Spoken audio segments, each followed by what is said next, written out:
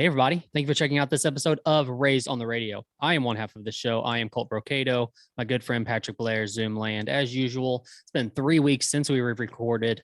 I'm going to try to remember how to use words to make this thing work. We'll see. Do you feel out of the loop when it comes to this show if we take a couple weeks off? No. Do you often forget how to use words just after 3 weeks of not speaking to another person like myself? Or there's a different thing when you're speaking into a microphone than when you're just speaking to people.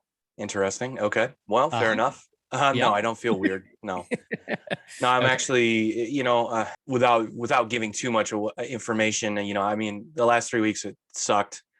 Had a friend pass away, it's been devastating to everyone. And not to go off on a dark path here on the show, we try to keep things light, obviously, but yeah, no, he was a good friend. And it's been weird, man. It's been weird. So it's actually good to be doing this. I've been trying to keep my brain occupied. And I think people kind of say, hey, you're not really letting yourself be sad. You're not, you're not really showing your real emotions on this. I had my buddy who lives in KC call me yesterday, and he was like, I just want to check on you, man. I'm like, dude, I'm good. Like, he's like, no. I know you're not.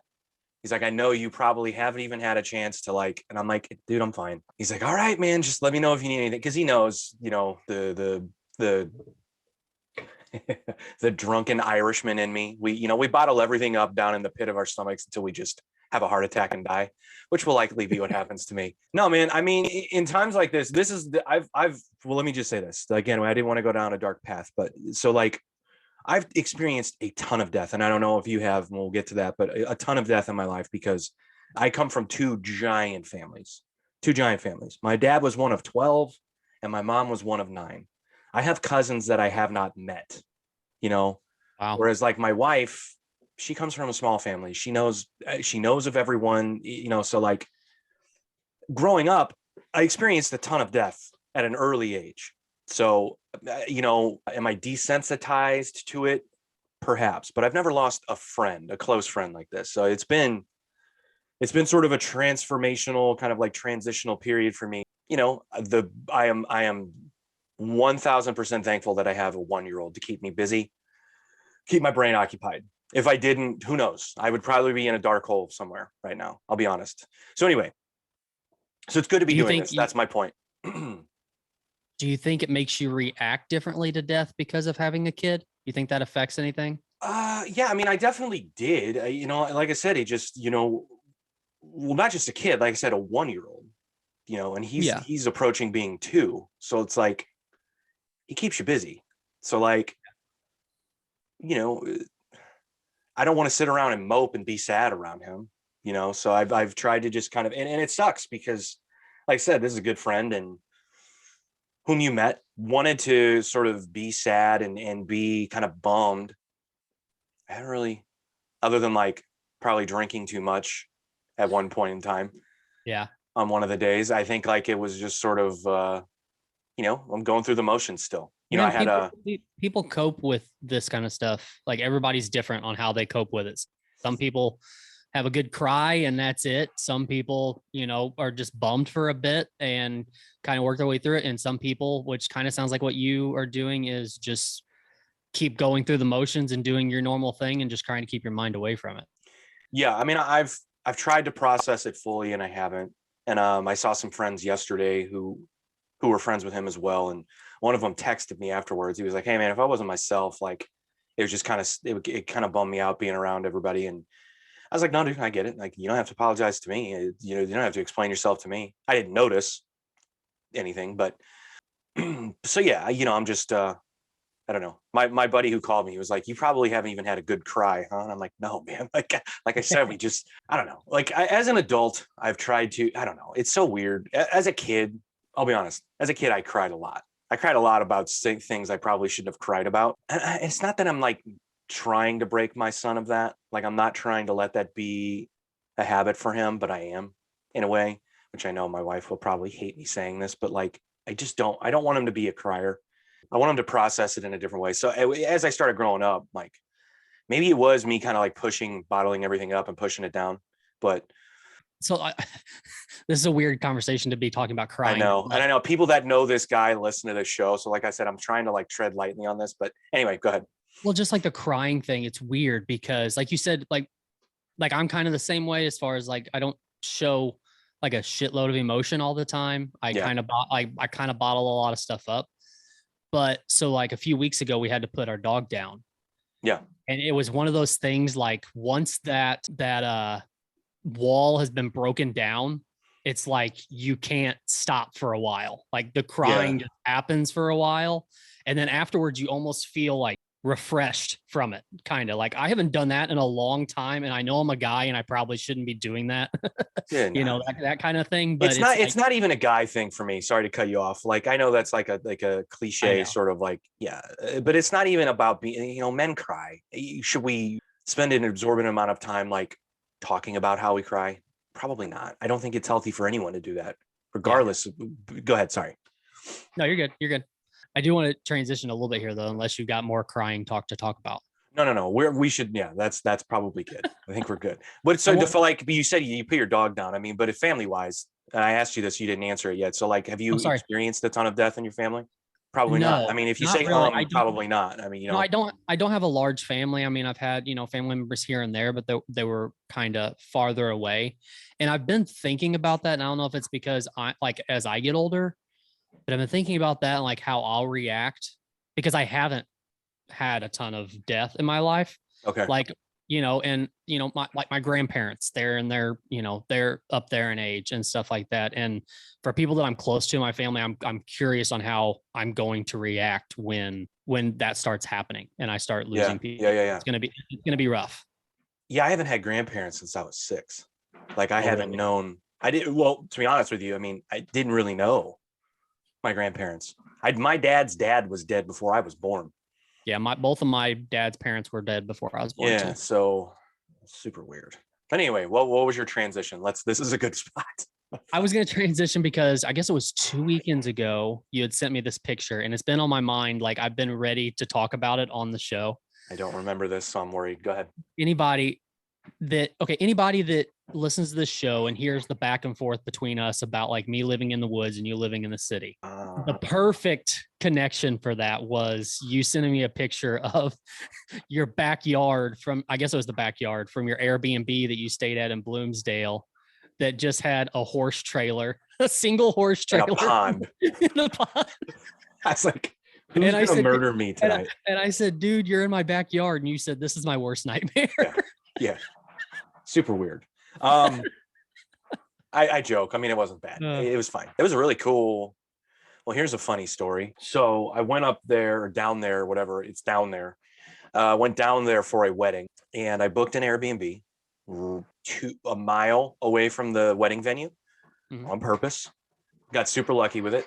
My dumbass only booked it for one night, not 2. So the day of the wedding, I'm at Walmart getting stuff because we're in, I made dinner that one night. We're going to make lunch, made a breakfast already. I'm going to get more supplies. I don't even remember what I was getting, but get a phone call from my dad. My parents went with us because we took our son, and they, the plan was they were going to watch him during the wedding because we couldn't find a babysitter to leave him here at home, which we still haven't done. We're super worried about that.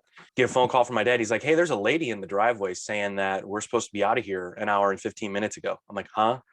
She said, yeah, you only booked it for one night. And I go, no. He goes, I'll have her call you. It's a very nice lady. She gets on the phone. She's like, yeah, I'm sorry. Like, I would love to let you stay here again, but we have someone from that wedding staying here tonight. And I was like, okay, well, I'm about 30 minutes away because that was the closest fucking place to go get anything. And I was like, I'll rush back there. We'll get out of there. We'll figure it out. She's like, take your time. I'm like, okay. So my dumbass only booked, I'm a loser. My dumbass only booked the Airbnb one night. So now we're like scrambling, like, what do? Do we go home?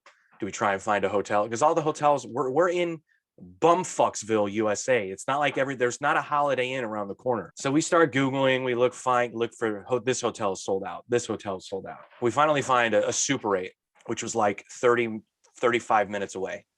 And it was a shithole, dude. It was so gross. But that's what we had. That's what we did. So we scrambled to get there, packed all of our shit up. And oh, by the way, on the way, my son got car sick. On the stupid hills because stupid southern Missouri is hilly. Got car sick, puked all over my fucking seats in the back of my car. So the first hour and a half of me being at this place was me cleaning out my car and airing it out. So we scramble, pack our shit, get to this hotel. And so my wife and I now have essentially 15 minutes to get ready for a wedding, you know, and we're not Hoosiers. So we try to look nice. We have 15 minutes to do this because we had to drive 40 minutes back to the wedding venue and be there on time. So we made it on time and everything was fine. The wedding was nice, but yeah, it was not a good trip. It was my fault, of course, but what can you do? Was your wife mad? She wasn't Or just happy. disappointed in the situation? Yeah. Anyway. So was the lady that showed up, was that the woman that owns the Airbnb, or was she like a cleaning No, okay. She was the woman that owned it. Yeah. So I think they stayed so the picture that I sent to you, there's a pond and a horse trailer. And then above that, like at the top of that hill, which you couldn't see because we're in the woods, at the top of that hill, there was a house. I think that's where they lived. Oh, okay. Yeah. So Gotcha. They were definitely watching over us, watching our every move. It was like a hills have eyes type situation. So speaking of Airbnbs, don't you think it's weird that people Airbnb out like a room in their house? It's bizarre. I would never do it. Creepy, dude. Yeah, and well, it's creepier for the people that just stay there. Yeah, but I can't. But here's the thing: I can't really. I don't have any room to say anything because growing up, I lived in a house where we had renters who lived in the house. Oh, really? Wow. Yeah. Not only did we have renters that lived in our house, but we had renters that lived above our garage as well. So our house was everyone's house. Wow. Man, I mean, you got to pay bills somehow. These weren't like family members or anything. These were people you didn't know. Okay, so look, we had so much to talk about today, but we're talking about nonsense. All right, so it's okay. When I was a child, the layout of my parents' house, which they just sold a couple months ago. Oh, they did? They did. And the people that bought it, holy shit, did they fix it up and make it look beautiful. And, really? They were like a younger couple, one kid. I think they're both teachers, maybe. I knew exactly what they were going to do to the house. I knew exactly why they wanted it because it's an old house and it's a really beautiful house, but it's dated. Everything was dated and it needed a lot of work. And they did the work, man. Anyway, I'll show you some before and after pictures if and when we ever see each other in real life again. So so the way my parents' house was, it's an old city kind of style house where it's like shotgun style, 2-story, but the big part of the second story was this giant, we'll call it an apartment. I mean, it was a giant living space. A lot of the square footage that took up this house was up there. Well, that's what they decided to rent out. So it was essentially for, let's say you're a college grad, you want a nice little 1-bedroom to rent out for cheap. Perfect. But no, when I was growing up, and this is still when I lived in the first floor area of the house, when I was growing up, we had a family that lived up there. Husband, wife, their daughter, and then their sister lived with them as well. So 3 adults, 1 child in a 1-bedroom apartment in someone else's house. Whoa. Very weird, right? Now, my older sister growing up, her bedroom was upstairs right across from this apartment, right?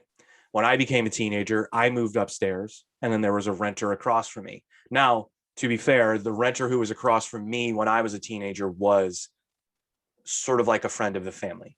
His younger brother went to school with me. We grew up in the same neighborhood. So it was okay. And then above the garage was, for the longest time while I was a kid, it was a guy who played the music at my parents' church. He rented it out. And then the next guy lived in the neighborhood. So it was really just when I was a kid, the people who rented above the house, we didn't know. And they were strange. So did your parents do this because they liked the extra income, or did they do it because they like to help people out, or what was? Oh, no. My parents are not. No. My parents are not hippies. There was nothing about let's help these people out and give them a room. No. They needed the extra income. Okay. Not liked the extra income, needed the income. Okay. My parents sold tomatoes out of their garage. Well, see, that's what, I was only at your parents' house once, and I was wondering about like that whole, like her backyard was set up awesome. Is she going to have that same, setup wherever they moved? Did they move into another house or? Yeah, they bought another house. It's a big backyard. It's not anything. They had an entire acre of land. That lot was an entire acre. which Yeah. was the selling point. And we kept telling them that. They're like, we don't think we're going to get enough money, because all things aside, it's not the best neighborhood. Fine. But guess what? Young people don't give a fuck about that. Most Right. young people, they don't care about that. If they get the opportunity to buy something that they can fix up and make it livable now and then sell for more later. And we told them this is what was going to happen. I guarantee you two young professionals with or without a kid are going to buy this place. They're going to redo the house. They're going to turn the lot into something useful. My Mhm. parents did use the lot. Like I said, they had that entire back area when you were there, when we had the barbecue, that entire back area. When I was growing up, that was a garden. That was my mom's job essentially. And then they would sell tomatoes out of their garage on the honor system, meaning my mom didn't work as a cashier as well. So they had a scale, brown paper bags, and a lockbox. On the honor system, you can weigh the tomatoes and put in the proper amount of currency. Dude, we had people breaking into that garage once a week, trying to steal the money, trying to steal the tomatoes, trying to steal. Your income, your parents' income growing up was your dad was a firefighter, right? He was a firefighter and had his own heating and cooling business, which he still does, by the way. At 70, he just turned 77. That's crazy. Yeah. So firefighter, heating and cooling business, tomatoes, and random renters in your house. Yep. That's awesome. Got to pay for private school somehow. See, we get to the 100th episode and we start really peeling back the layers of stupid me. I start learning more about, hey, this is cool. This is how Patrick became Patrick. Yeah. Well, imagine this. Like, imagine they don't need the income, right? They don't send me to private school and I go to public school. I'm likely an entirely different person. I'm being honest. That's insane too. I mean, we've talked about you going to private school before, a little bit, and the fact that like what your parents paid for you to go and stuff like that. And then you tell me that like what we're talking about now, like how they made their money and stuff. I mean, I'm not trying to, that sounds bad. I'm not trying to like make it sound bad, but I'm just saying, like, if you're saying that they needed the income by having random renters in your house, to put their kid in private school, that's crazy. Well, look, I say need. I'll say this. I don't know if they needed it necessarily, but was it a cushion? For sure. Gotcha. Yeah. Dude, my dad, I mean, and when I say this, like, so like firefighters, I know it's changed a little bit, but like when my dad started as a firefighter, his annual salary was like $16,000 a year, which is dog shit. Even back then, that's dog shit. It's dog shit. So that's why he knew going into it when he became, so like when he got back, he was in Vietnam. When he got back from Vietnam, married my mom, he knew that he was going to have a second job. There was no like, oh, I'm going to be a firefighter and it's going to be everything's no. So he like apprenticed under this guy who kind of took him under his wing and showed him the ropes with heating and cooling. Because also as a firefighter, you worked 9 days a month. There were 24-hour shifts. Right. But you only worked 9 days a month. So like you had a lot of spare time to start a business, take on a second job, whatever, spend time with your kids. But that's why they put renters in your house to let other people give you attention. Was raised by the boogeyman. Weird flashbacks of my childhood just hit me. Do we need to close this down? No. So you don't have that cry we've been talking about. Oh no. So yeah. So no. He didn't make a lot of money as a firefighter, so he did the business. And the business, again, it's just him. When I say he started his own business, it's just him. He didn't have workers. He didn't have employees. He didn't have a partner. It's just him. My mom did the books when she wasn't fucking tilling the garden, like, so yeah, I mean, look, dude, it's a working class environment, man. They're grinded, Like I said, did they need it? I don't know. They'll never, it's weird too, because they haven't, as an adult, really had the conversation about how weird that was, that we did that. I mean, it was actually kind of cool for me growing up. So like I said, the dude who stayed, what is the title of the show going to be? Patrick's childhood, Patrick's therapy session. I don't know. Of my life. So like peeling back the layers. Patrick's therapy session. I like that.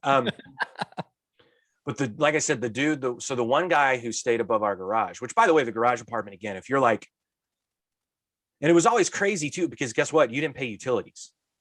If you lived in either of these places, you just paid rent. That's it. Okay.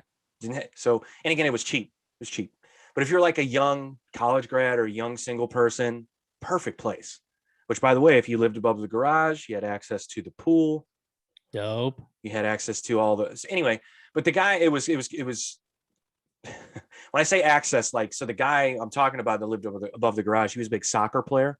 So he would just be playing soccer in the backyard and like, but anyway, he was a musician, did the music at my parents' church, but also had like a cover band that would play like block parties when I was a kid. I really, really was kind of, and it's weird, was really inspired to start playing music by him, oddly enough. I've taken 3 guitar lessons in my entire life. That was him. And then the second guy that lived there, or the guy that moved in after him, was also in a band, played drums, and they would actually have band practices up there sometimes. So like for me, being who I am musically speaking, there was a really heavy influence there, and it kind of made me who I am that way. Do you have any contact with these guys anymore? So the first one, no, I never really spoke to them on well, actually, the first one, he bought my old band's trailer when we were selling it. I was not there for the exchange, but he bought it eventually. And he DJ'd my parents' 50th wedding anniversary. So I've seen him a few times. The other guy, I haven't really seen too much. But the first one, yeah, he still does music at a church somewhere, I know. And he might even still do cover stuff, maybe. I don't know. But anyway. So that part of it was, I guess, cool. And I guess really did have an influence on who I am that way, maybe. I don't know. I mean, it's kind of cool, like, to think about that as music-y, I guess that's the word I'm going to use, as you are. Musical. Whatever. That you may not have been that if it wasn't for those 2 guys who lived above your garage. It's possible. It is very possible. I mean, I haven't thought about it that way in a long time, but I know that I don't know, man. I don't know. I know I was inspired to play guitar by that one dude. And maybe it was because, like, I don't know, dude. I'm trying to like think back in my own, like, through the memories of, like, I don't know. I might have been inspired to play guitar by that dude. And it was like, maybe and I know they used to let me like go up to the apartment sometimes and like watch MTV and play Sega, and like, which probably was a weird thing also. But again, they were friends of the family, so it's not like they're total strangers. Okay. But I didn't get touched, I don't think. Jesus. This may be taking a weird turn. Dark show. I didn't get touched. I'm joking. I know I didn't. Yeah. I don't know. That's interesting to think about. I'd have to really, and that's another thing too. Like I said, the point of that was I've never really had that conversation with my parents as an adult. Like, and again, you can't really, hopefully my parents don't listen to this episode, but you can't really talk to my parents about anything these days anyway, about my childhood, because they'll deny. Or they'll just say, I don't recall that at all. I'm like, you don't have a recollection of much these days as it pertains to me. So we'll just leave it. Anyway. I have that. I mean, I don't really have any, I don't know. I guess my parents are kind of the same way. Like if I try to talk to my mom about something from childhood or whatever, that didn't happen. Well, no, she's not that didn't happen kind of thing, but she is like, she'll only stay at the surface level of the conversation. She won't like go deeper into it. And my dad is one that we talk about bottling stuff up like that. My dad doesn't have emotion. Well, whatever happened, it happened then, and it's not, whatever. So yeah, it's, I kind of feel your pain when it comes to all that. Yeah. I mean, my dad growing up showed no emotion other than frustration and anger, probably. Now, as he's getting older, you see it a little bit, but even for real, I mean, when you get older, what else do you have to do other than like think about shit? I'm old now. You know what I mean? Like, what do you do all day? That's partly probably why he works still. Just to keep, like I said, keep your brain occupied and bottle it all up until you die. Yeah. That old. I mean, he had a good run so far though, right? Is he in good health? Okay, health. Okay, health. Yeah. Did they go to Jupiter this year? No. They'll be down there now, right? Yeah, they'd be there now. No, I guess they're not going. Maybe they still are. I don't know. I haven't asked them. They usually go every year. I guess they weren't able to go the last 2 years, right? Or well, no, it was 2 years ago, I guess, that you Talk like them out of made going. them not go. Yeah. You and your sister had to tell them, no, you Yeah. can't go. Yeah.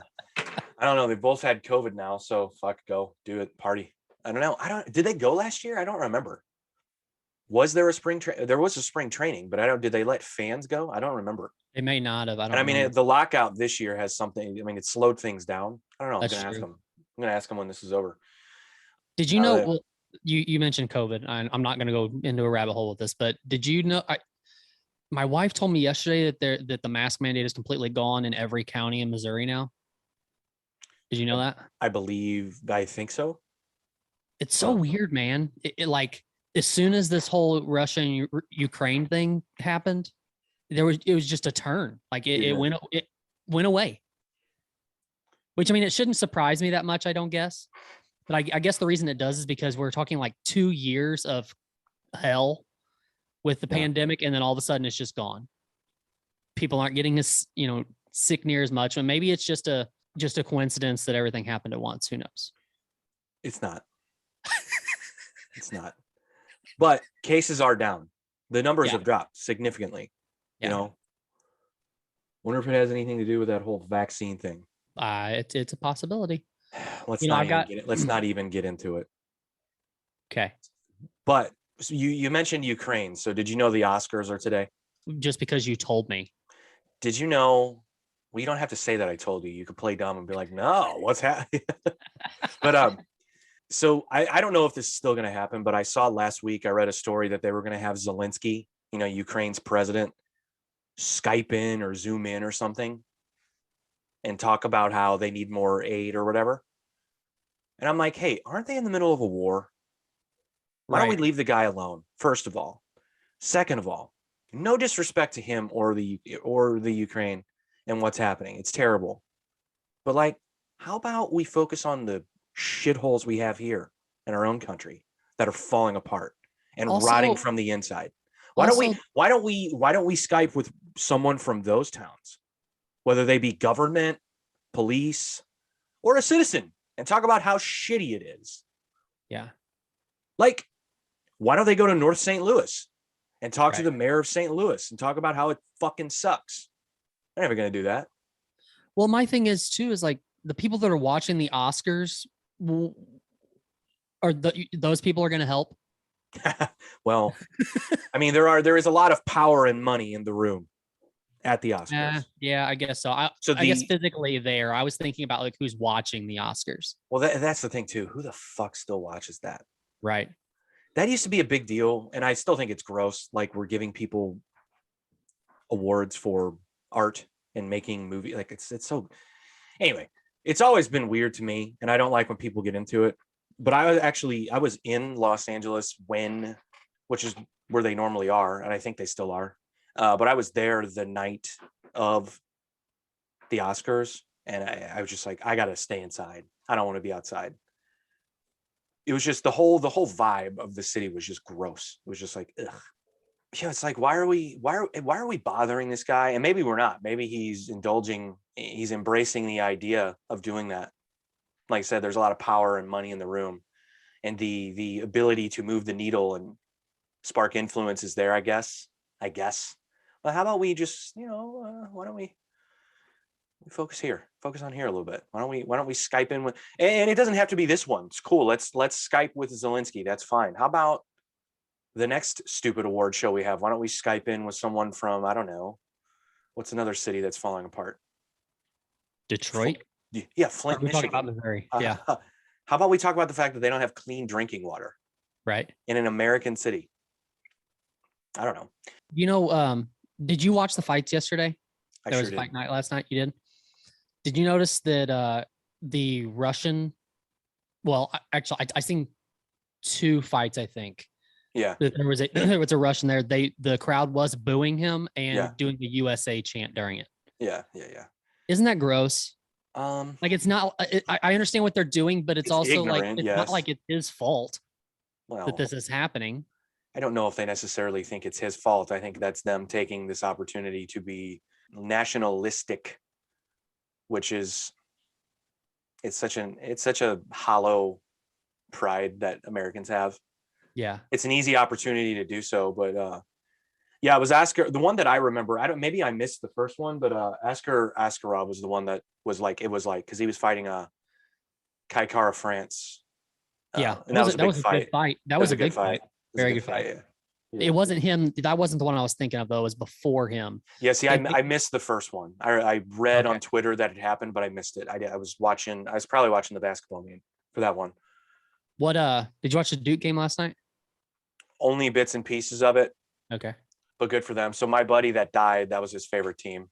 Oh, so, really? Yeah, it's kind of cool to see them that they made the Final Four. And I grew up hating Duke, and that was how we bonded, was the fact that he hates the team that I like, and I hate Duke. So yeah, constantly talking shit to each other. But I will in his honor be rooting for Duke I am rooting for Duke, I should say. Well, I was had a buddy at the house last night. We were watching the Duke game, and I was kind of asking him. He's an avid Duke hater. Yeah, he does not like him at all. And I asked him last night. I was like, is there anything like inside of you that says, like, you root for Duke a little bit just because it's Coach K's last run, like his last season? It's a really cool story. Yeah, it's a really cool story, and like he's probably he's probably the most historical coach in NCAA history. Well, not only that, but think about it this way. So like North Carolina has to play today. If they win, yes, that's what I was to the Final Four. You could potentially see a North Carolina Duke final. And if Duke could beat North Carolina that's the biggest rivalry in. Well, like North Carolina spoiled Coach K's going out at Cameron too. Yeah. So like this is kind of cool to think about. Yeah. But you got to let them get there. Also, the team that, and I want to get back to the Oscars just because I want to see how many of these movies you've seen or even know existed. But the team that North Carolina is playing today, so St. Peter's, their mascot is the peacock. Is that ironic, or did they really think that was a good idea? Ironic, why? Like, we're the peacocks, get it? Like high school kids get to say that to their family and friends. I guess. Oh, let me ask you this. Why is it TV worthy in such big news stories? Because cheerleaders get pushed up to knock the basketball off the top of the goal. I think it was a dead sports day. I don't know. No, this happened again. I know. It happened again last night. Oh, I didn't see that. Yeah. Yeah. Because good for them. I don't know. Yeah, dude. I have no idea. Maybe because people were tired of talking about a man beating women in swimming. That's a little bit of a. Feel like getting into it. Let's do it. I'm fine with it. Because I actually want to hear your side on this. I don't know. Let me say this. I've said this before on the show, or we've kind of skimmed over a little bit, but I think we need to have transgender leagues of things now. It's probably the best thing to do right now. It's getting to the point to where we have to do that. Well, and I see again. I saw the story and I went, okay. None of it. Like, I'm not offended by it. I don't care enough to be mad about it. To be honest with you, but what I've said this before on the show. When it comes to like highly physical sports, we're not the same, man. We're not the same. I don't know if swimming fits into that category necessarily. Like, were they testing testosterone levels? Right. No, like what were they doing beforehand? Because you look at that woman, she clearly is built a different way than everyone else who is competing in that specific race. Right. No. So I don't know. I don't have a solution. I think you're the idea of having transgender sports leagues. Also, but here's the thing, and here's why I don't think that will happen. I think it's a good idea, but I don't think it will happen because we're trying to right now live under the delusion that everyone's the same and everyone has equal rights, and we look at everybody the same way, and we just don't. So if we have a transgender sports league in any sport, we're submitting to the idea that those men and women are different, right? But A, I don't think they should be, and B, they definitely don't want to be, right? So that's where the dilemma comes. When it comes to physical sports, where you're required to be physically better, meaning use your physical prowess against or on another person, no, I'm not with it. We talked about this with fighting. There was Fallon Fox and, women like that. It's just not, no, it's a different thing. I'm sorry. It is. I don't know. I like the idea, but again, I don't have enough of like, well, here's the thing. I'm not like a lot of people. This does not bother me, Well, but let's call it, but I'm calling it like I see it, I guess is what I'm saying.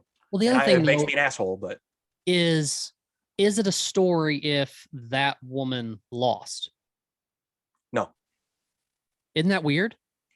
It is weird. Like, it's only a story because she won. It's weird to you and I because we're sports nuts. Yeah. And we would want that to be, oh, like, see here, look, like things are kind of evening out. But you and I both know it's not the case. Right. It's not the case. I try to say again, like, you and I talking about this and the way that we're talking about it, we have to tread lightly. It's very easy for someone to call us misogynistic shitheads. I'm not saying this as a man who doesn't want to see women beat men in sports. I'm not like that at all. I think that would be outstanding. And I'll be the first one to tell you that every single woman in the UFC could likely kick the shit out of me. Or in a competition, we'll call it this, in a competition, could likely beat me. In a mixed martial arts competition, could likely beat me. And I have no shame in saying that because I know what the sport is. And I know what they have to go through. So no, I'm not saying this because it's like, oh, I'm offended because of, no. I know what it is. I've competed in sports. That was a man who beat, well, look, that was a woman who right now has the physical prowess of a man who beat women in swimming. Did that help her?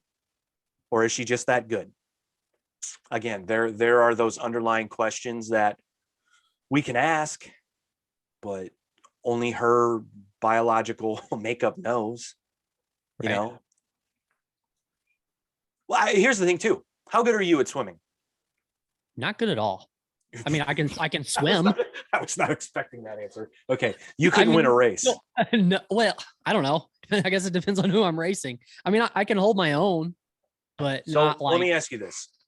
If you trained for a while, if you got in the pool with the rest of the competition that was in that pool that day, do you think you would come in last place? Probably not. You say that with full confidence? No. Swimming's a weird one, man, because it does take like legitimate technique and skill to like be the best. And the line between you and everyone else is super tight. Mm-hmm. Unless you're Michael Phelps and, who's another good swimmer, historically speaking. That's all I know. There was a woman who was really good. So swimming's a weird one. It's a weird one. I'll be honest. I can be honest and tell you, I can swim and I can swim just fine. But if you put me in the pool today with the rest of those women, I would get smoked. Yeah. I might be able to take out 2,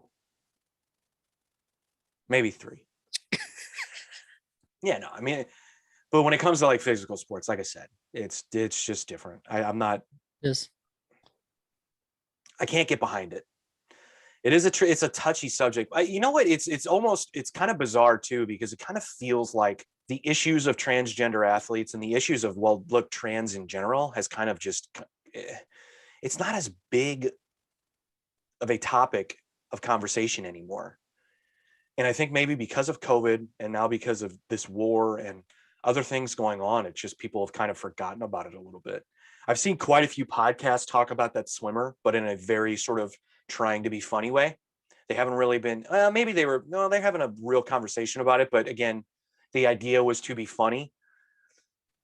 I don't know. It's almost like we've forgotten that it's never been a problem with me, but for me anyway, but it's almost like the news cycle has forgotten about it in a way.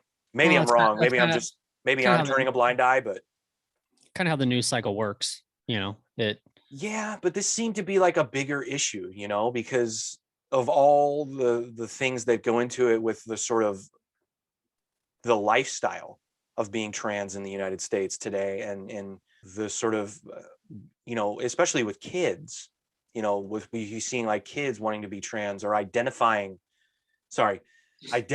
as wanting to be a different gender at such a young age now. I was like, it still is a huge deal. And I don't think it should be taken lightly. And for people that do take it lightly, well, that's what they want. That's fine. I'm like, well, hold on. When I was a kid too, I also wanted to be a fucking Power Ranger. Right. So like, it's not just about that. Yeah, but So like there's simplifying it in that way is weird to me. yeah, but also like for us having kids, it's weird to like you're gonna want to keep your kids sheltered from that kind of thing. It's gonna be hard, I think, to It's gonna be explain impossible. it, but also keep them kind of sheltered from it. Can I tell And you then you're gonna why have it's the going to be pe- hard to and do both? well, and then you're gonna have the people out there who are gonna say you need to let your kid do what your kid wants to do. Sure. And I agree with that. You know, but it's a tough one. It is. I agree with that. But I think there are guidelines that come with that. And I think there are age restrictions that come with that. My 3-year-old's not going to tell me what they want to do and what they want to be. Right. They're 3. They don't have a brain yet, you know? Mm-hmm. And I've seen stories with kids as little as 3, you know, the parents are making them go through, change their hormones and stuff and get, you know, that's, come on. That should be illegal. You're not going to convince me that that's okay ever.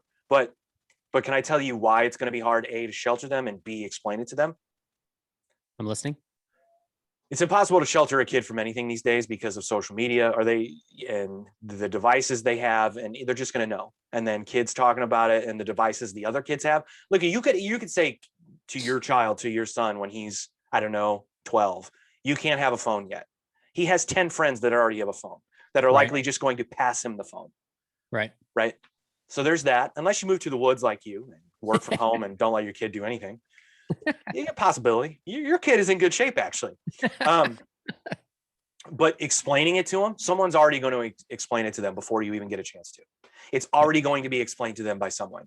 Now, they might come up and ask questions, and that's kind of the environment that I want in my home, is like, if my son does get something explained to them by someone else, I want them to come up to me and say, hey, Dad, what does this mean? Hey, Mom, what does this mean? Which I hope he does. I was But actually again, having this conversation with friends last night who have kids that are 10 and 8, I believe. And their 10-year-old, like apparently at school, are talking about like people being bisexual and yeah. being gay and stuff like that. And I understand it's a much more common thing to talk about now than it Yeah. used to be. But I still think back to when I was that age, and I'm like, that was the last thing on my mind. Like you know what I mean? I mean, I know things are different now, but I know we use that excuse a lot for a lot of things. Yeah. I don't know. It's just it's weird to think that a 10-year-old is talking about that and knows what that is. Trying to think of how old I was when I learned about homosexuality and what it actually was. I don't know. When I was 10, I definitely didn't know what it was. I don't know.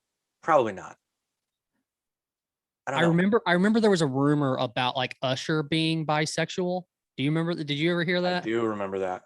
And I'm pretty sure when I heard that, I had no idea what that meant.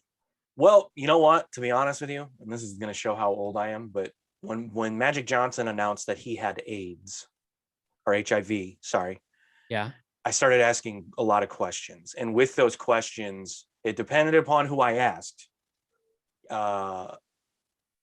The explanation given to me was that, you know, HIV lives within the homosexual community, not necessarily, you know, so I kind of was given explanations of it at that age. And I don't remember how old I was when Magic did that, but I was not old. I was not old. I was a kid. I was a young kid. Yeah, I don't know, man. It's weird, but look, dude, I'm not gonna, and this is just me, but I'm not gonna be one of those parents. It's like, no, you can't. It's just, I don't. I have my own opinions about things, but do I really need to be shoving those opinions down my kid's throat? Probably not. There should probably be an open forum. Because like I said, I want them to ask questions. You know, that's the most important thing. It's like, ask questions and then develop your own opinion, develop your own, you know, like, but man, did we go down a rabbit hole. Here, let me know. So best picture this year at the Academy Awards, Nightmare Alley. Do you know what that is? I've heard of it. Do you know who's in it? No. Bradley Cooper's in it. That's all I know.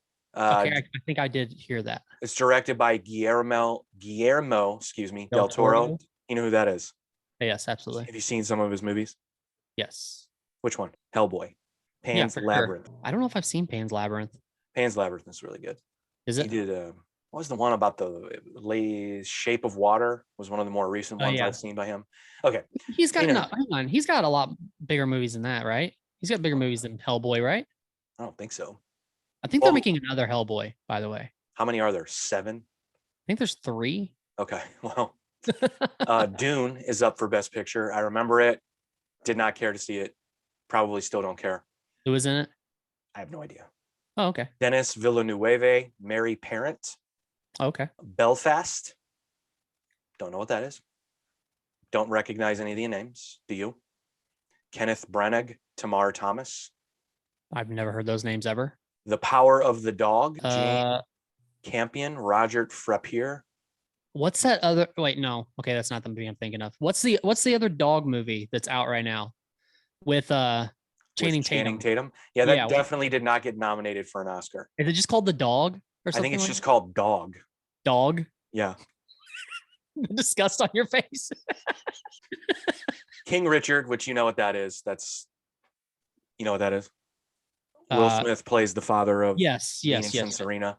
yes. Can I be honest with you? And again, I'm not saying this because I'm an asshole. I had no desire to see that.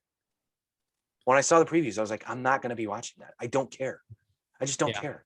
But what I can tell you is I hope he's up for Best Actor for that. And Will Okay. Smith has been nominated 2 other times, I think, once for Ali, and the other one was, I don't remember, Pursuit of Happiness. Yeah. That was a really good movie, actually. I've never seen it. I've seen Ali. I have not Oh, seen really? Pursuit. I have not seen it. Did you ever see the movie 7 Pounds? Yeah. That Will Smith was in? That was I a have really seen good that. But I What hope about- he wins. Yeah, for sure. I'm And here's I'm a- why. Here's why. Because I don't think he's going to give some funky, misguided bullshit speech about how we need to save the whales or fucking not drink milk.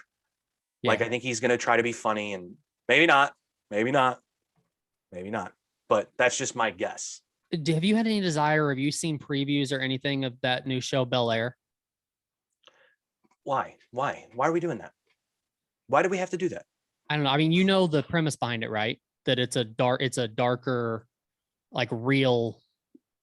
Are you trying to tell me that the Show Fresh Prince of about- Bel Air starring Will Smith wasn't real? Don't piss me off. You know what I'm saying, though. Like it's a different it's- interpretation of what Fresh Prince of Bel Air was. Yeah. Yeah. Okay, fine. I can't get past just the characters being who they are. What do you mean? Like that they're not it's not the original characters. So it's like to see Uncle Phil being a completely different person is weird. Carlton being a completely different person is weird. Well, how are they completely different? What do you mean? No, not I mean like in real life. Like they are a different, it's not Uncle Phil. It's not Alfonso Ribeiro as Carlton. It's somebody else playing Carlton, is what I'm saying. Oh, you think Uncle Phil is dead, first of all. He is. Second of all, R.I.P. RIP for sure. Also, Alfonso Ribeiro is 60 years old. Is he? No, he can't be that old, right? It doesn't matter. All right. So I get what you're saying. I have no desire to see that, though. Did you know No. Alfonso Ribeiro does a game show now? No. I think it's called 21 or something like that. I'm sure it's fun for the whole family. My parents watch Game Show Network all the time. That's the only reason I know that. Oh, my God. I I've know, dude. never been able to watch game shows ever. Yeah. Ever. I'm not gonna lie, I do get caught up in it sometimes. Like if we're at their house and they're watching it on TV, I'll catch myself trying to get into it a little bit. But Like what? What show? Wheel of Fortune? no, like America Says is one of them. I can't No remember what idea. the guy's name is. Don't And know then what I think- that is. I think Joey Fatone has a show too. Why do you know all of this? And then so does Jim Belushi's son. You know who Jim Belushi is, right?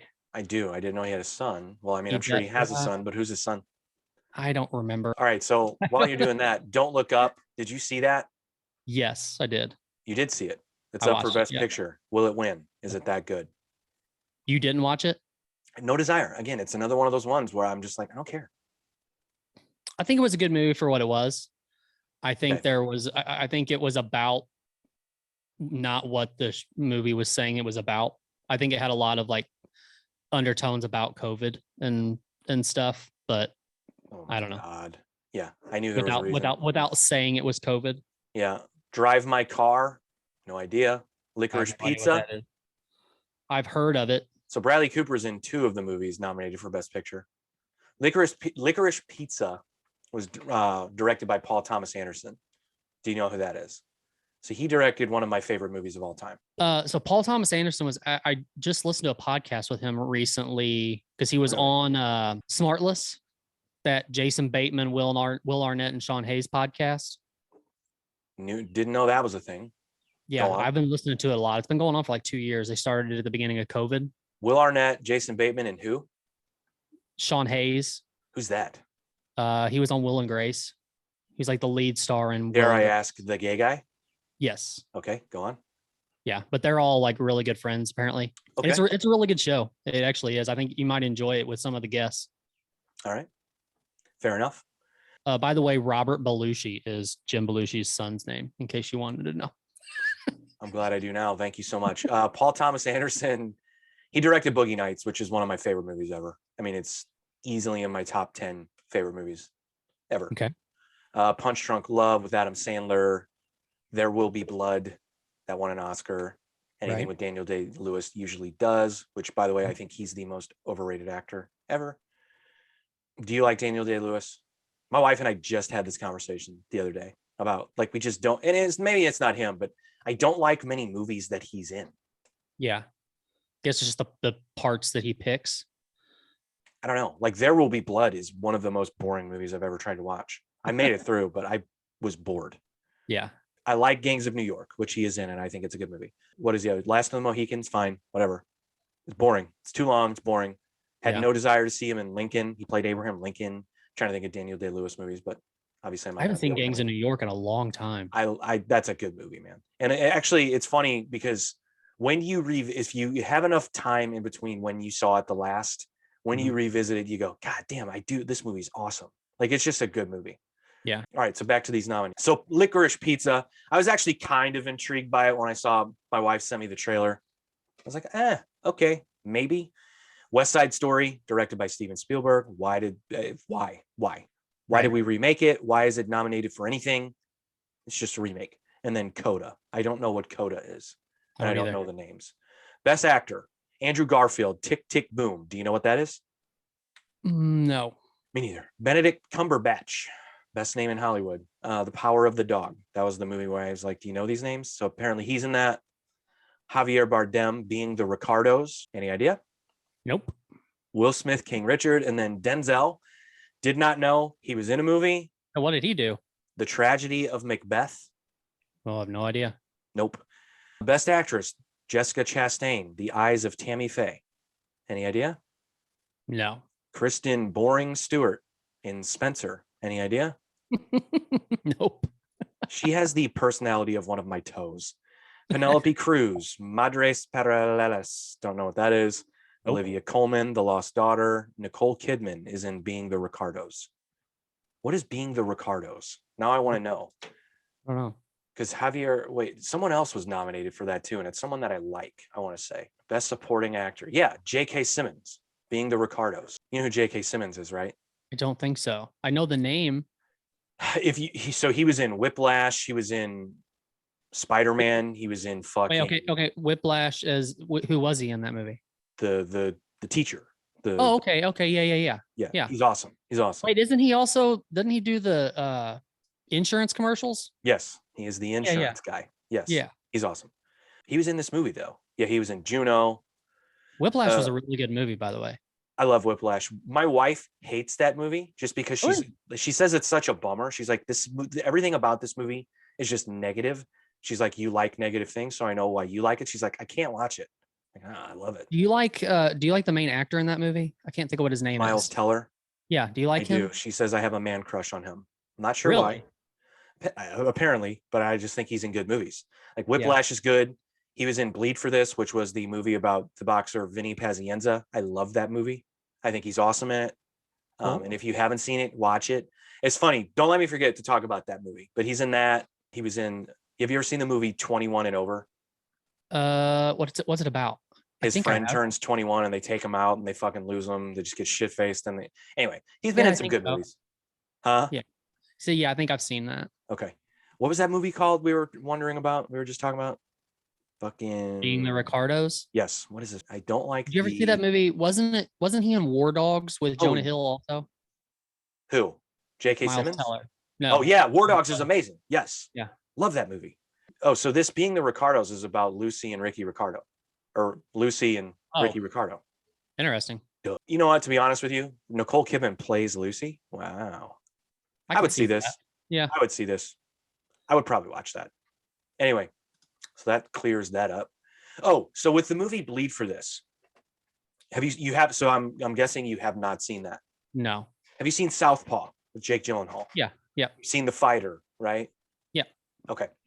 So with all the it's and maybe this is just because I love boxing so much. So with all of these boxing movies that have been made, what are some other ones? So there's Bleed for This, Southpaw, The Fighter. Like, are you counting like Ali? No, because No. Well, yeah, Ali. There's always the character, and it's been more common lately. The supporting character, which usually is the trainer or the brother or a combination of the two, that kind of steals the movie. And they're always like down in the dumps. They're always like a shitbag person who kind of redeems themselves by helping this boxer see the mountaintop, right? Yeah. So like with Southpaw, it was Forrest Whitaker. With Bleed for This, it was Aaron Eckhart, which, by the way, he plays. So you know who Vinny Pazienza is? I know the name. Okay, so he was, multi-world champion boxer, really funny guy. He used to wear like fur coats and shit. Like, didn't do drugs, didn't drink, but just had this like lavish lifestyle. Gambled. But anyway, Aaron Eckhart plays Kevin Rooney, and Kevin Rooney was Mike Tyson's trainer. And so and I'm old enough to remember this, but if you ever remember press conferences of Kevin Rooney speaking and watching training videos, like Aaron Eckhart nailed it, just fucking nailed it, dude. That guy's a great actor.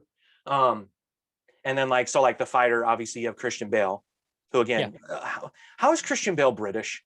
Have we ever talked about this, you and I? How is he British? How does he go from being British and having a really thick accent? Have you ever heard him speak normally? I don't know. That's a good question. I want to know clips sometime of him like being interviewed just as a normal person. Listen to him speak, and then listen to him play fucking Dickie and fucking The Fighter. It's like, how do you do that? I know people can do accents, but that's not an accent then. That's transforming into a different person altogether. Yeah, I mean, there's a few actors out there that are really good at that. Like Charlie Hunnam. He's the guy that was in Sons of Anarchy. Yeah, see, what about Hugh Laurie? You know who Hugh Laurie is from House? You don't know the show House? I know what it is, but I don't know. Or is the main guy? He is British. Yeah. I remember that. Yes, I've never watched that show once, but I remember. There would always be clips of it on the television. On the next House, and then I remember seeing a video of him speaking. I was like, oh, okay. Yeah. We just named boxing movies a while ago, and we didn't even name Rocky. Yeah, but that's different. It's Rocky. Well, don't get me wrong. I have the box set. I love Rocky. Is there? You said Christian Bale. Is there any other actor than Christian Bale who has done the transformations body wise that he has done for movies? Matthew McConaughey for Dallas Buyers Club. Okay. And Jared Leto for that movie. And then Jared Leto got really fat on his own, like real, didn't wear a fat suit for Chapter 27. Do you know what that is? No. He played Mark David Chapman, the guy that shot John Lennon. Oh, okay. It was like an indie flick. It didn't really do well. But he legitimately put on like 100 pounds. Are you a Jared Leto fan? Yeah.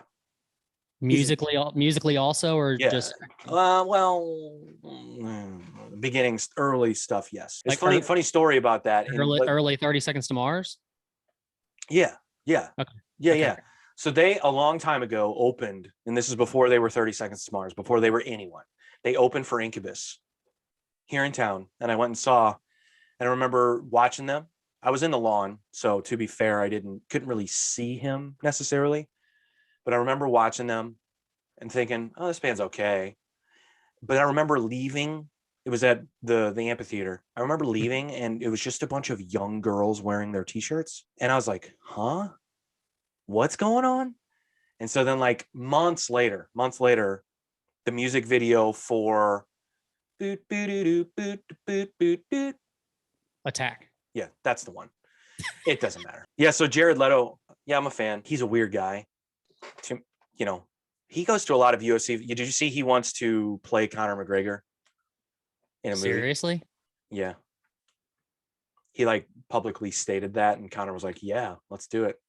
I don't think I have a desire for that. Yeah, I don't know if I do either. Do we really need a Conor McGregor movie right now? I don't think so. Unless, and I would hate to see it, but unless he does come back and he gets a title again, that would be cool. Then maybe that would be movie worthy, I should say. Then it may be movie worthy, but if not, did you see that Nate Diaz tweeted and said, "Give me a fight or release me"? Yeah, fine, I get it. What do you think about this whole? Have you done any digging into the Colby Covington and Masvidal altercation? What digging is there to do? I mean, because Masvidal got charged, right? Yeah, but I think he gave himself up. Like, I think he like snitched on himself. I thought so. Colby Covington didn't go to like the police on him. Well, the police were called. Oh, Colby Covington pressed charges. Yeah. Yeah.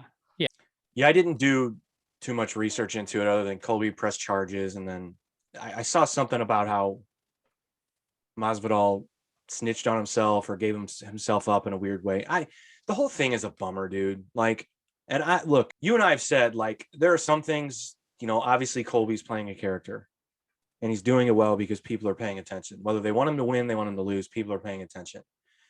He has crossed the line several times. I think, from talking about Masvidal's kids, which is like what everyone seems to like be on Masvidal's side about. As someone who has a kid, you talk shit about my kid, it's a problem. Whether you're doing a character or not, I think there are just some things you don't do. And then like saying like Conor fucked Dustin Poirier's wife, like he said that publicly like a couple of times now. It's like, come on, dude. Like I think there are just some things you just like. You talk and he's also said things that are very like towing the line of like they're sort of implying racism in a way. And it's just it's very weird. And what's bizarre is fight fans like you and I have to sit through it all. And then when he wins, we have to go, God damn, but he's good. Yeah. Yeah. I want him to lose every time he fights. I don't like the guy. I think he's a dork. I think obviously he's a fucking poser. So I watch him lose, and he doesn't. He shuts me up most of the time, unless he's fighting Kamaru Usman. That's exactly what I was gonna say. Yeah. Fucking shuts me up. So it's like, but yeah, the whole thing just bums me out. I like Masvidal. I didn't used to be the biggest fan. I think along the lines of him beating Darren Till and then getting the BMF title shot against Nate. Like he started like winning me over a little bit. And I like how people would ask him bizarre questions about street fighting and him being like this like tough, like thug character. And he always had really good responses, in my opinion. But this just, obviously with this, again, I'm not blaming the guy necessarily. He talked about your kids. You saw him in public. You saw red. Shit goes down. But again, he's a real ass dude, or at least he gives us the impression that he's a real ass dude. So it's a bummer. I think it's a bummer for both guys, because it's like you're a fighter. You beat the guy up for 25 minutes. He blindsides you at a restaurant, but you still press charges. Why don't you just take to the mic and go, I kicked your ass for 25 minutes. And the best thing you got is to blindside me when I'm not expecting it. You're done. That's all you got to say. Maybe there's more to it. We don't know, obviously, but that's all you got to say if you're him. But you press charges. I know a lot of fighters are pissed off at him for pressing charges. Yeah, I know Khabib made a statement and said, Khabib was really sorry to cut you off. You're good. Khabib, when he puts out these messages on social media and someone else is doing it for him, I think they're his thoughts, but they have to be translated to English that we can all understand. He's a really articulate dude. And he says things that like he makes great points. Go ahead. Sorry. No, I was just going to say his statement was saying that fighters need to boycott fighting Colby Covington because of that. That's a great point. Yeah. Because he's going to talk this shit. And if you don't have the slightest bit composure, if he goes on these things, like I'm going to talk about your wife, I'm going to talk about your kids, I'm going to talk about your mom, you're asking you're not everyone has the resolve to just ignore it. Like think about some of the greatest rivalries in the UFC history.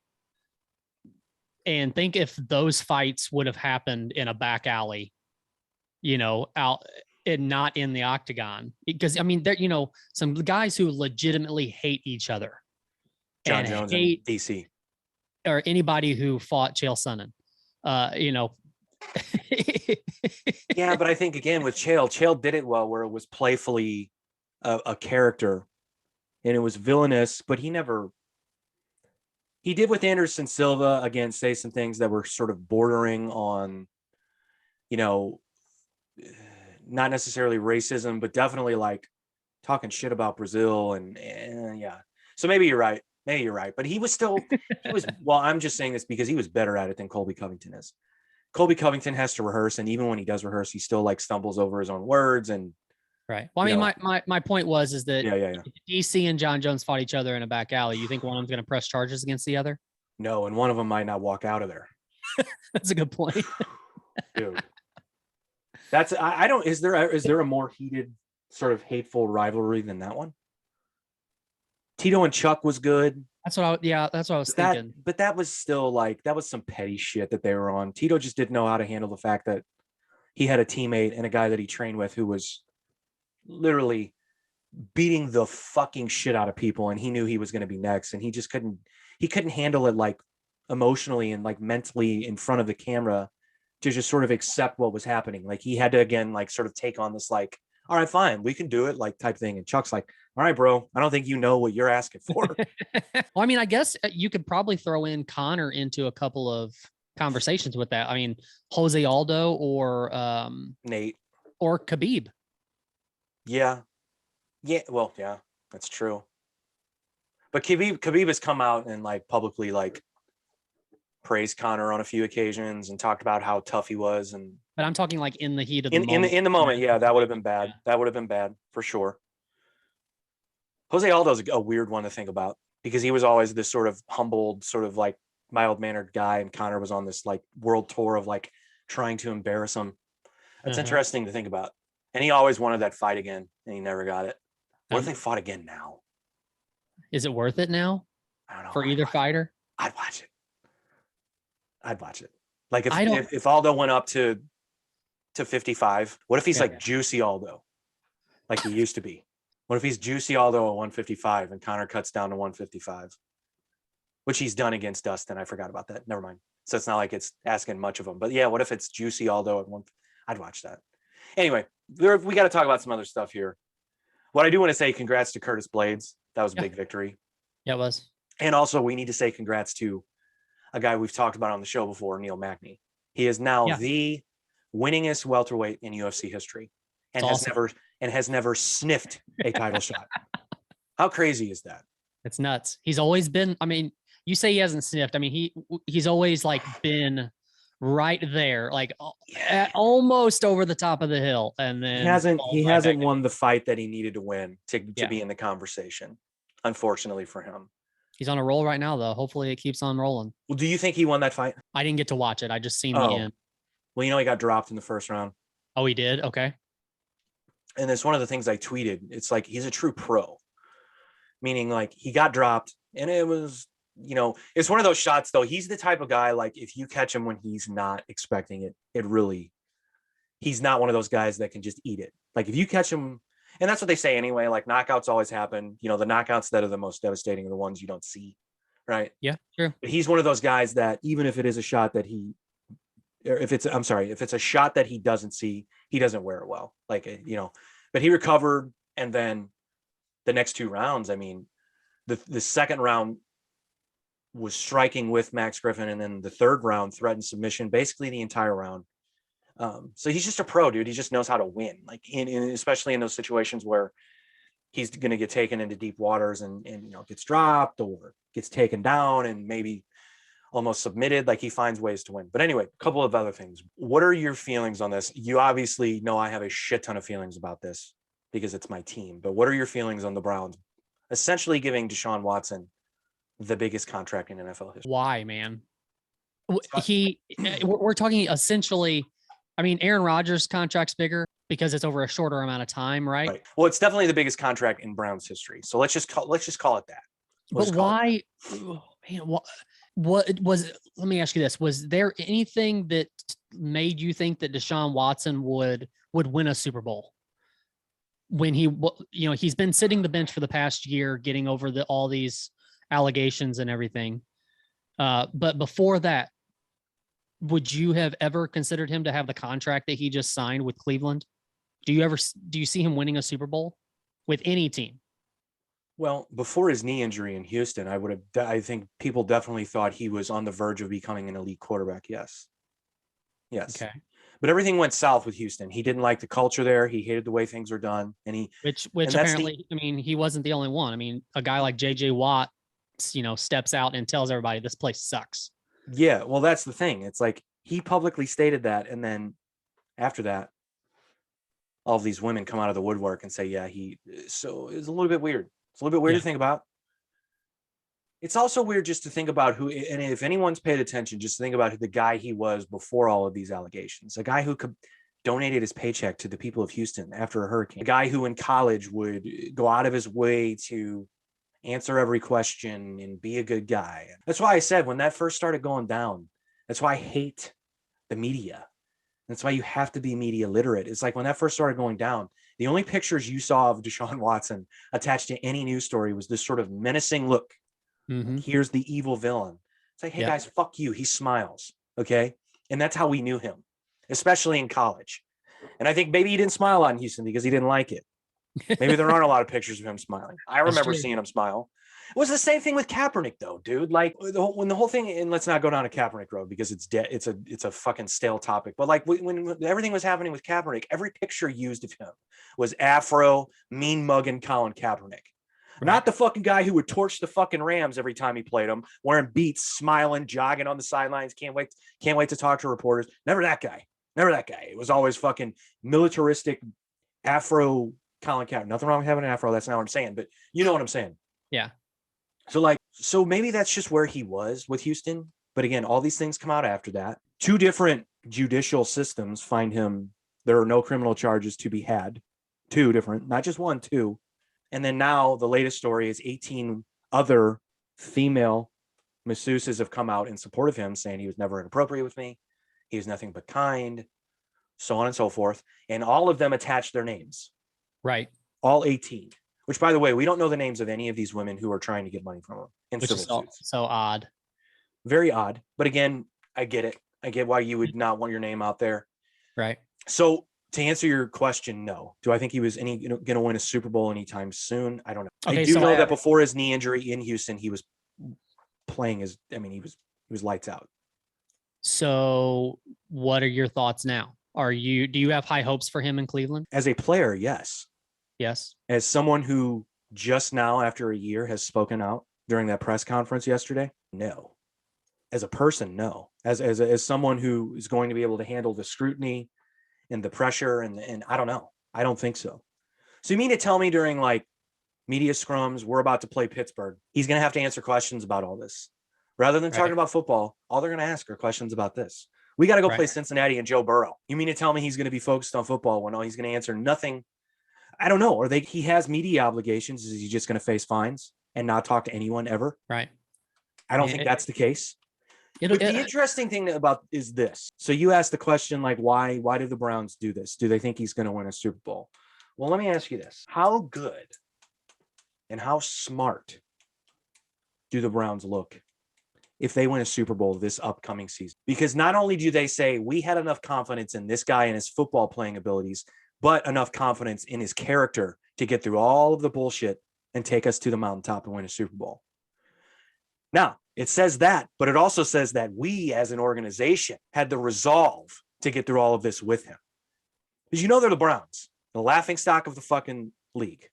Okay, so let's look at the other side. It's just a conspiracy theory, by the way. What happens if he never plays because he's the opposite suspended? Happen? Well, I mean, what happens if he doesn't handle the media shitstorm very well? Then they look like the Browns. So what you're saying is they can't look worse than they already do, even in this situation? Win-win for the Browns. So what happens with Baker? I think he's going to go to Carolina. Carolina seems like a good fit. So so Carolina is one of those Carolina and Chicago are the two teams that I've been talking about with other people saying that. So Carolina's got Sam Darnold and Cam Newton if they kept Cam Newton. They didn't keep Cam. They didn't. So Nope. he's just a free agent right Cam's now. without a team again. Yep. But they still got Sam Darnold. I think he's proven that he's not a winning quarterback. Good backup to have him around, but he only got to play like 7 games, didn't he, before he tore his ACL? Those last 4 were not great, and he was not great. So, is the sample size big enough for that? I don't know. But this is we thought last year was a crazy off season, but this year maybe even crazier. Well, it definitely is with Deshaun Watson, and that definitely is. Well, I just mean all over the map. I mean, Matt Ryan going to the Colts, Carson Wentz going to Washington, Teddy Bridgewater went to Miami, Russell Wilson coming to Denver. And there's still a bunch of stuff up in the air. Like I mentioned Chicago a while ago. They've got Andy Dalton, Nick Foles, and Justin Fields all as quarterbacks on that team. Mm-hmm. 1 or 2 of those guys have to go somewhere else, I would imagine. I mean, if I'm them, I give Justin Fields the ball. But that's just me. I also have a bias on that. So, and I'm hoping a buddy of mine told me the other day that if you look at Seattle Seahawks Instagram page, they're praising Drew Lock pretty good. Have fun, Seattle. So I don't know. I'm just curious if they're going to keep him or they're going to bring somebody in. And then what else? Mitchell Trubisky is going to be the quarterback for Pittsburgh now, which is bizarre. It's bizarre. Yeah. If I'm a Steelers fan, I'm irate. I'm more irate than getting Deshaun Watson. That's terrible, isn't it? Well, look, did you watch any of that press conference with Deshaun Watson? Did you see any snippets of it? Anything? Maybe. So the biggest question has been, I think anyway, one of the biggest questions we'll say has been why so many masseuses? Why so many? Why do you need so many? Most athletes tell you they'll go through 1, 2, or 3. They'll find that person who knows them best. They know their body. That's it. That's who they have for the rest of their career. So he got asked that at the press conference, and the answer was not great. It was not great. It was just essentially like, yeah, this is what we did as a group, me and my team. We just, this is over an extended period of time. It's not like one period of time where I went through all of these people, and it was just how we did it. Sort of, that's how he answered it. So it was a very poor way of answering the question, in my opinion.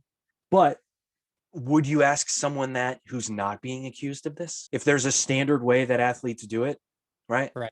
Would you care? Would you? And I understand why you care, right? But because it's a story, but yeah. But it's not like, why does he have to be like everyone else? Maybe that's just how he. I don't know. I'm not obviously not a professional athlete. And I don't know how that works. But. So I know you kind of just tried to encapsulate what he said, but it kind of sounds like he's saying that his teammates did the same thing, which I don't know if I like. Not his teammates. He meant his team, like his management team, his fucking agents, and He gotcha. And he basically said also, like, he made it very clear, like, none of these questions do not apply them. The way that I answer these questions do not apply them to the Browns. I just got here, which, but people will still do it. That's this fucking media.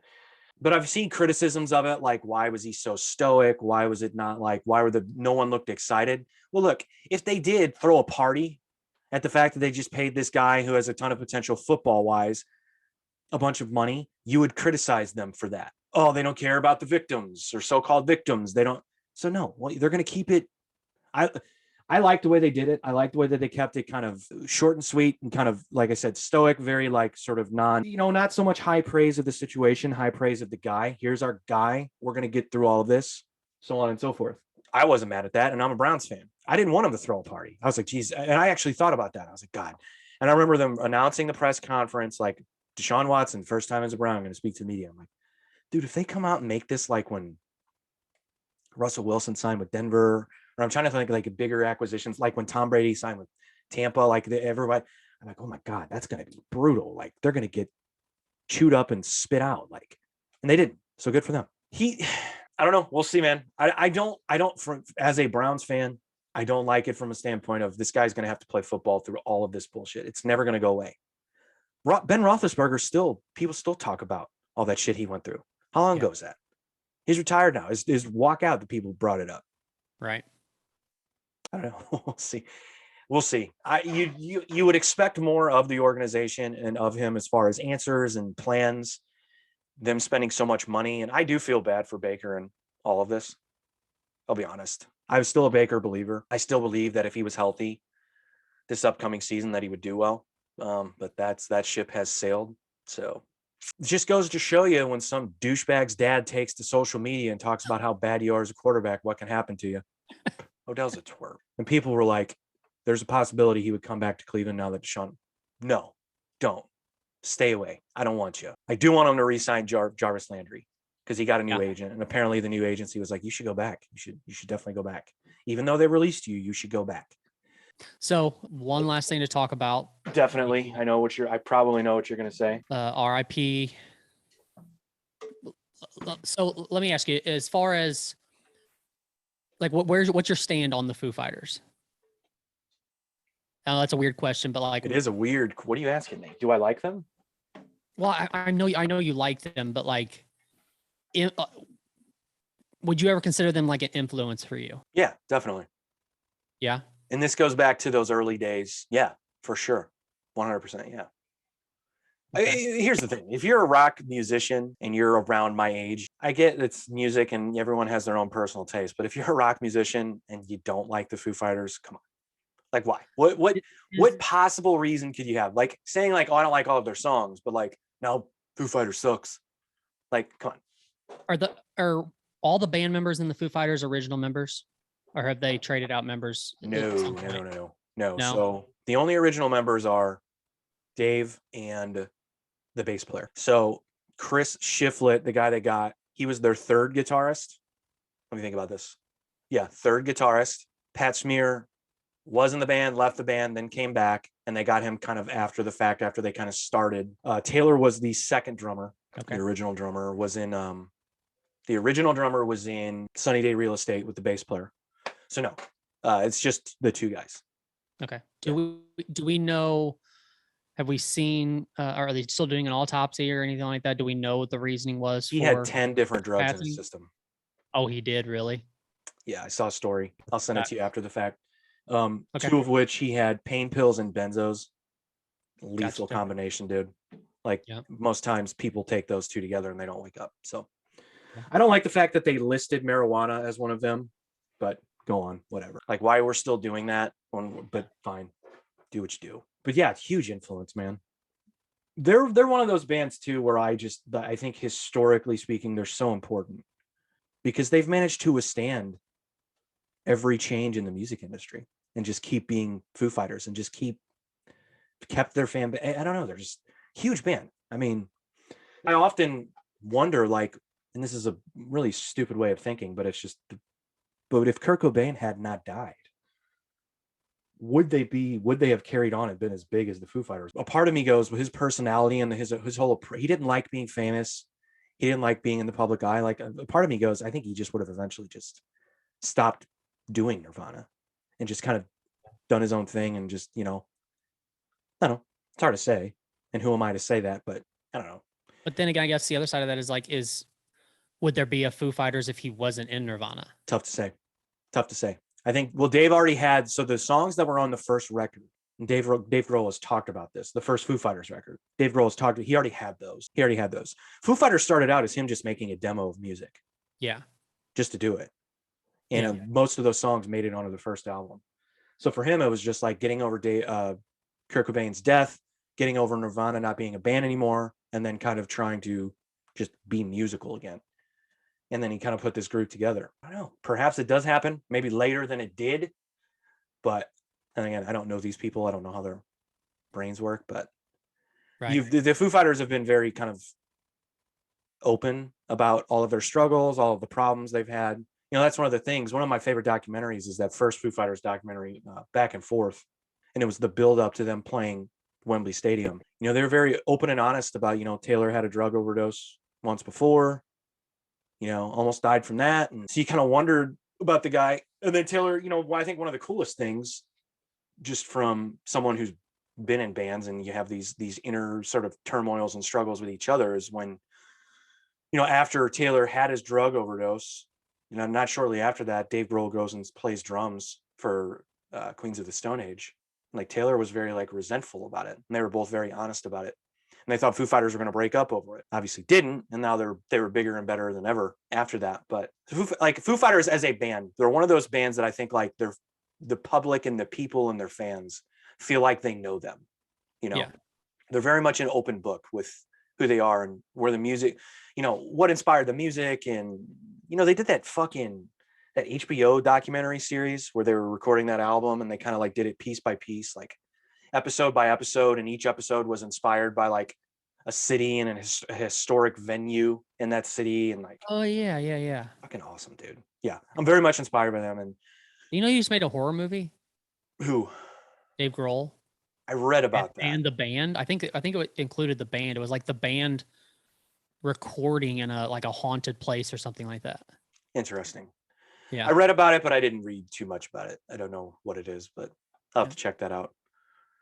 Yeah, it sucks, man. What a shame. But yeah, he did. I saw a story. He had like 10 different drugs in his system. So it kind of makes you wonder like what was going on. But yeah. And he was on tour. Like he was supposed to play a show, I think that night. They're in Oh, really? Were they in Colombia? Maybe. But yeah. So such a bummer, dude. 50 years old, super young. But yeah, one of those documentaries, one of my favorite moments. And again, it wasn't even one like I've seen Foo Fighters live, but it wasn't even one that I was there for. It's just when I watched on the documentary. But when they played Wembley Stadium, Dave Grohl kind of talked about like, Jesus, how are we going to fill this place? And they like sold it out like in an hour or whatever. And the first show they did, they did Best of You. And at the end of the song, like Dave Grohl is like emotionally having a hard time dealing with the fact that they just did that. And the crowd was so awesome. And he's like on the verge of tears. And then like, you can see in the background, Taylor has this look of like awe on his face. And those are those moments like I feel like people overlook with music and with bands. Sometimes you're humbled to the point of like, fuck, I'm super lucky to be doing this. I've taken all this for granted. I'm reduced to tears, right here on stage. It's one of those moments. Like it's when you become very real, because look, those dudes are larger than life. Yeah, for sure. If Dave Grohl walked in this room right now, I'd shit my pants. If Taylor walked in this room right now, I'd shit my pants. I grew up watching those guys. So it's like, they're larger than life characters to a lot of people. So to be reduced to sort of like the humble version of who we all are, it's very cool. So very much a bummer, man. I really hope, I don't know, we'll see what happens. It's hard to say what happens next, but it's almost one of those things like with Taylor being the second drummer and they've gone through so many band changes and they're at this point in their careers. It's almost like you kind of just want them to just stop in his honor. I'm sure their diehards won't want that, but in a way, because I think all things considered too, one of the impressions that we get as fans just through videos and interviews and documentaries is that Taylor and Dave were really close. So Dave Grohl has to be going through a fucking tough time right now. Sucks, man. Started the show with death, won the show with death. Whew. Well, either way, happy 100. I can say, yeah, either way, we just got through our 100th episode of this thing and we haven't done one in person. We tried to make it happen to do the 100th one in person, and it, life just kept throwing us curveballs and we weren't able to make it happen. But well, for those that have stuck around through all 100, thank you. We appreciate it. Absolutely. Maybe one of these will be in the same room. I hope so. And then they can go, oh, wait, these guys really are friends. They're not just bullshitting through Zoom. We'll see. We're not Let's go back and get